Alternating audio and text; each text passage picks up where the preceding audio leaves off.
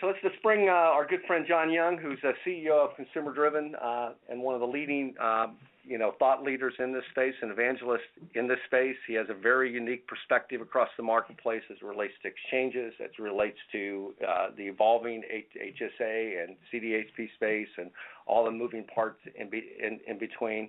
He's a friend of the Institute. He's our co-chair on our exchange events. He's a former John Robbins Memorial Leadership Award winner and a good friend of mine as well. John, good morning. Good morning. Can you hear me just fine? We got you, buddy. Okay. Nice to have you on. Oh, hey, John. Nice to be here. Good morning. Hey, John, I know we're going to talk about a lot of things, but the first thing I want to start off on is that, we kind of have a view of what's happening from employers, from providers, from health plans, but you have a very unique personal view as a consumer. You recently had hip replacement surgery, and I'm glad you're doing well, by the way, because I was with you this week. But tell us about that. Tell us about that whole process of negotiating, finding the right care, and all of that. Wow. Okay. So I am about half to 2/3 time back. I'm still recovering, but I'm improving every day, and I'm in physical therapy, and I'm very impatient. I want to get back on a bike. I want to put a sock on without needing one of those sock put-her-on devices. But I got to tell you, what did this teach me? Okay, we have a long way to go to give people information they want. So I did something that I don't think most consumers would have the patience for. It took me 10 hours on the phone, and just to get some information, because the hospital that I was, directed to for it was shown by the health plan as a 3-star hospital, and there was a 4-star option for me because my physician also, my surgeon also performed surgeries there, but no one could tell me why. The health plan couldn't tell me why, and I went deep into the health plan. I mean, I got transferred everywhere. Hospitals could not tell me why. Nurses couldn't tell me why. Even my doctor couldn't tell me why. There were no talking points. There were no rationale. So I went with the doctor's assurances because I could not independently verify it. And by the way, if this procedure had been done in Spain, where I was at the end of last year, it would have been 20% of the cost as it is in the USA. But and this is another learning. I learned that health plans still sell stupid HSA plan designs. I knew I was getting this procedure, so of course I looked for a plan design that was in my best interest. And what did I choose? Precisely what I advise against. Post-deductible 100% coverage. I knew I was going to hit that deductible, and now I feel like I'm back in an open bar. I mean, there's nothing that's preventing me to be cautious about consumption, other than my own beliefs. But it was an interesting learning process. Yeah, that's interesting. You know how to ask the questions, but they didn't know how to answer your questions, correct? That's right. No one did. John, yeah, and I'm glad you're on that road to recovery. What are the soapboxes that you stand up on right now and talk out to the industry on? Where's your passion lie right now? Okay, so I would say I have 3 soapboxes right now. The first is I have never been more excited about consumerism future as I am right now. Never. And the second soapbox is that the demand side of this equation may have hit its limit, and it's time to shift the attention on the supply side. And my third soapbox, I think, is that defined contributions wallflower days are over. It's time to get on the dance floor. Defined contribution needs to step up and boogie. Let's get to we'll get to that in a minute, but let's talk about your enthusiasm around CDHPs first, and specifically why you're so enthusiastic about CDHPs right now. Oh, well, first it's the people. I mean, Jim Collins has this book called Good to Great, and he talked about how important it is to get the right people on the bus. And as you know, I'm kind of a connector, and I know so many people in this niche, and they are incredible people. if I even start mentioning individuals, it would be the show. You know, I am foremost excited because of the people. We have the right people on the bus. And Doug, separately, I mean, thanks to you, because your conferences bring us all together and you're building a collective voice. But I'm really excited about the people. But secondly, is what's exciting me is, depending on the survey that you read, the Cadillac tax will affect a third to a half of all employers in 2018. And guess what? Account-based plans are a welcome refuge for all of you traditional plan sponsors. We are a sanctuary. And there's some sticking points, like some states, some plans in some states might get dinged by the Caddy tax, but you know, we're advocating for relief there. But the bottom line is this: employers will move more and more into consumerism strategies because of that. And then next, what excites me is that currently 23% of plans are HRA and HSA, and a membership is about 50-50 on that, with HSA a much faster growth track. And according to Eric Remjeski at Devenir, who puts out great studies on what's happening in the custodial space, HSAs are now at about 14 million accounts with $27 billion in assets, and $3 billion of those are in investments. And you know, the adoption within exchanges for HSA qualified plans is roughly 50%. So I'm excited about exchanges in this mix because not only have we hit the tipping point, but now the exchanges, when they offer these HSA options, people are selecting them, you know, 50% of the time. And so there's much more adoption in the private exchange space, and much more particularly when there's a defined contribution strategy.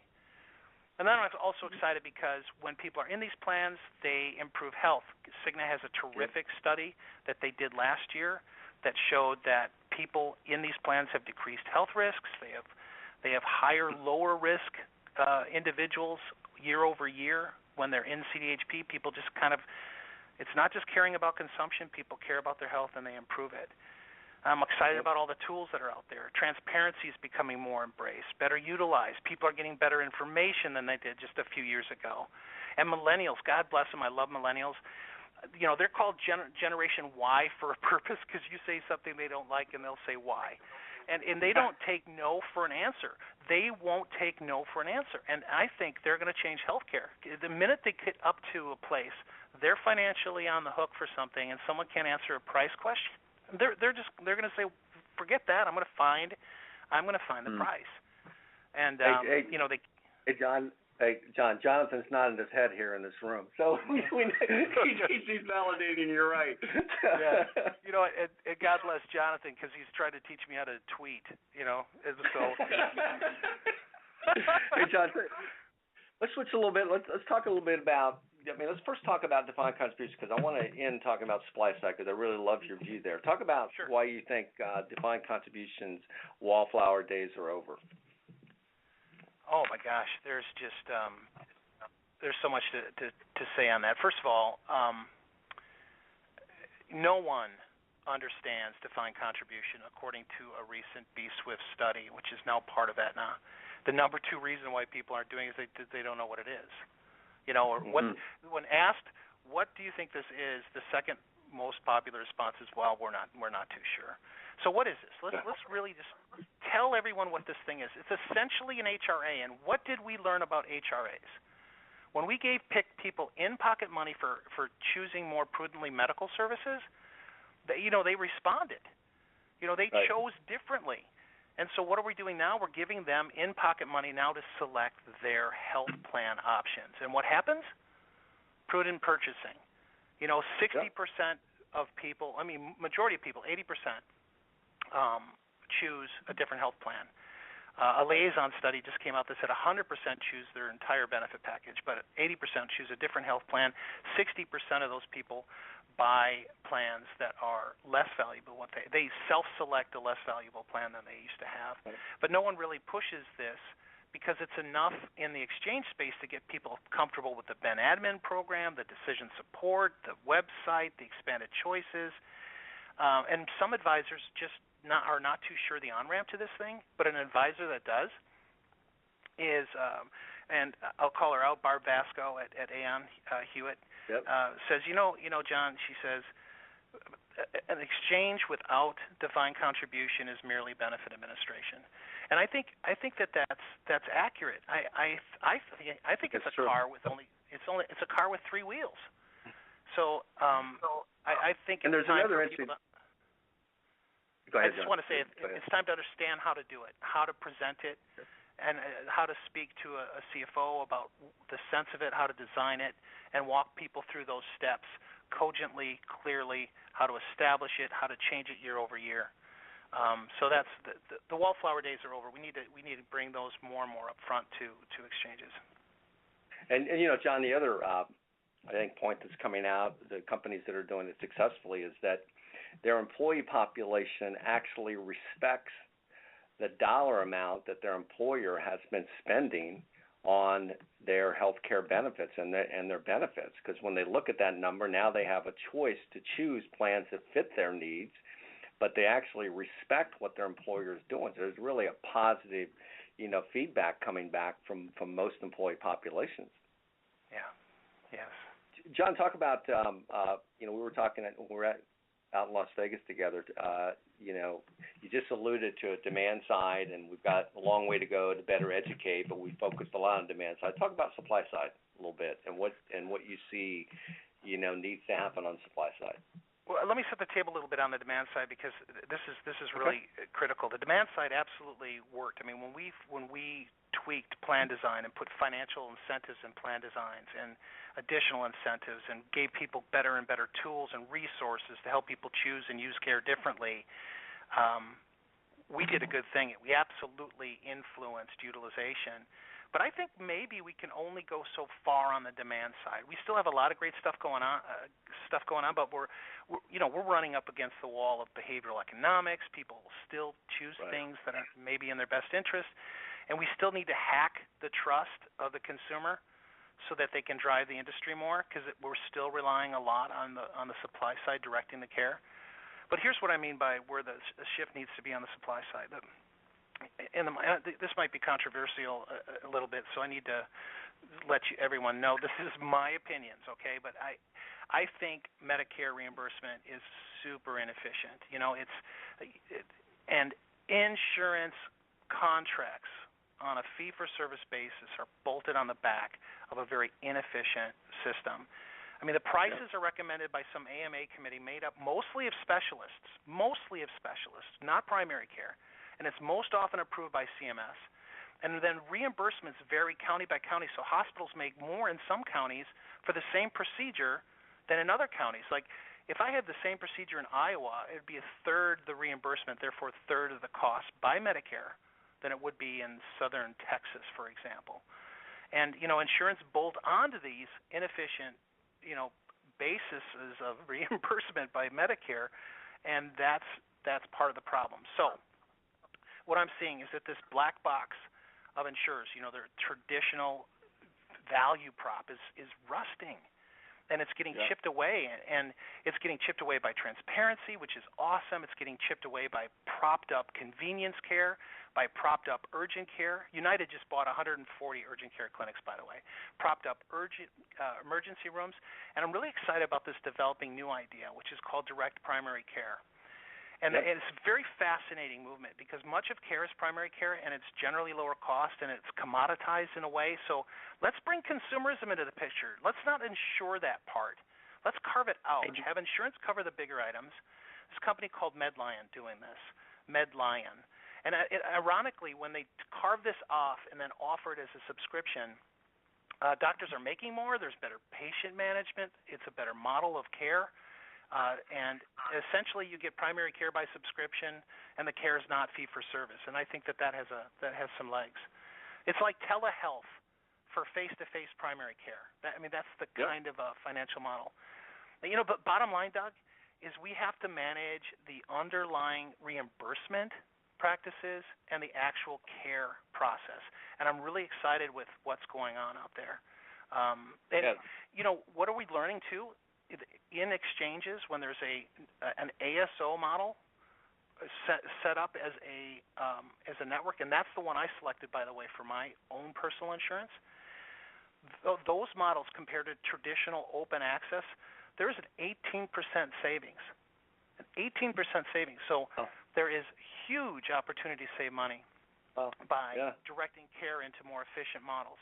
And I expect to see more and more insurers buying providers, because I think that's one of the ways they're going to hold on, because so much of their value prop that they've done year over year is being kind of stripped away. That's very interesting, John.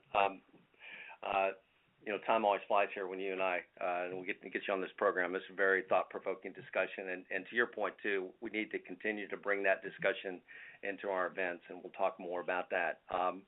We got about a minute to go, and I'd like to give you an opportunity to kind of wrap this up and leave our audience with some thoughts and takeaways. Wow. Okay, so there's just so many moving parts, and it's important not to lose sight of the basics. Insurers pricing these products correctly, designing them, seeing the relationship between HSA best practices and better healthcare consumerism. Brokers and advisors need to represent the right plan designs and incentives that work, so that the basics need to be embraced again. The needs of employees with this new responsibility are pointing them more and more to custodians. People will look up their HSA balance 6 times more than they'll go to the health plan site. So I think the HSA focus is going to turn to more engagement, more investment. Private exchanges will become more successful by embracing how to sell this solution far beyond just the benefit admin or the technology or the marketplace or the bells and whistles. It needs to be a financial presentation, and the CFO needs to see that value. Much like the proposition in selling successful CDHP plans. And since it is the best approach, defined contribution needs to be understood and presented cogently. And then my final point is, I think the next frontier is the supply side. And I want all of our peers, I think, need to watch this and support it. And remember, this is a bit of a revolution, and there is no such thing as a bloodless revolution. Things are going to shake up, and it's a good thing. And I'm so excited about where we are as an industry, Doug. And I really appreciate you giving me the time to